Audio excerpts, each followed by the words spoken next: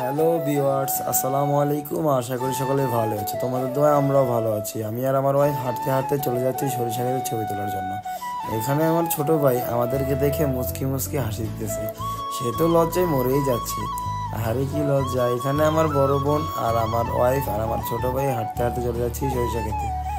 দেখতে দেখতে আমরা চলে গেলাম বাঁশবেড়িয়াকান্দি মুন্সিরহাট সংলগ্ন মুন্সিগঞ্জ সদর। পুরাটা রাস্তা অনেকটাই ফাঁকা ছিল, কোনো মানুষজন ছিল না, তাই ওরা আমাদেরকে রেখে রেখেই সামনে চলে গেছে।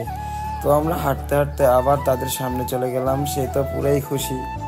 আমার বড় বোন আর আমার ছোট ভাই মিলে এখানে কিছু ছবি তুলে নিল। ছবি তোলা শেষ করে আবারও তারা আমাদেরকে দেখে হাঁটা শুরু করলো। আমরাও তার পিছনে পিছনে হাঁটতে হাঁটতে হাঁটতে হাঁটতে চলে যাচ্ছি সরিষা ক্ষেতের দিকে। অবশেষে আমার ওয়াইফ আর আমার বোন সরিষা ক্ষেতের দেখা পেল। তারা তো অনেক খুশি। এখানে এসে আমারও মনটা খুশি হয়ে গেল। আপনারাই বলেন জায়গাটা কেমন। অবশেষে আমরা সরিষা ক্ষেতের দেখা পেলাম। আমার ছোট ভাই আর আমার বড় বোন তো আমাদেরকে রেখেই চলে গেছে সরিষা ক্ষেতের দিকে।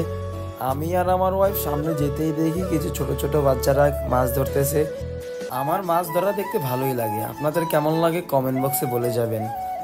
আমি তাদেরকে বললাম, ভাইয়া কি মাছ ধরছো? তারা বললো যে ভাইয়া বালতির মধ্যে আছে, আপনি নিজেই দেখে নেন।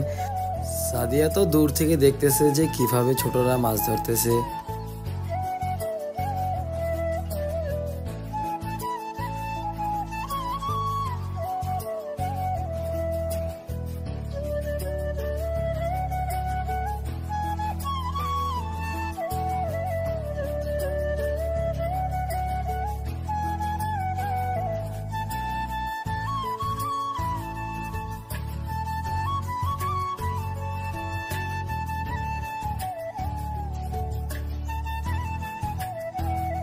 একটা সরিষা ফুল ছিঁড়ে আমি আমার ওয়াইফকে দিলাম যে তুমি এই ফুলটা নাও।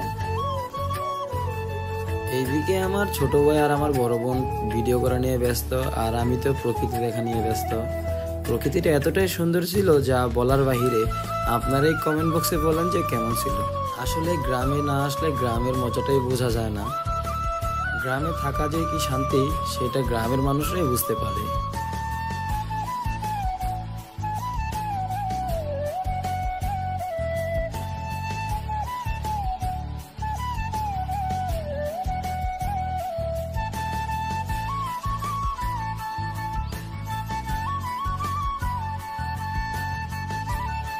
আর এখানে আমি দাঁড়িয়ে দেখতেছি যে আলু খেতে আলু হয়েছে কিনা, আর তারা আমাকে রেখেই চলে যাচ্ছে।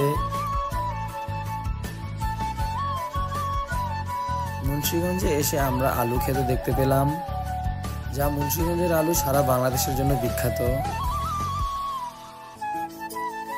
তারা আমাকে রেখেই চলে যাচ্ছে।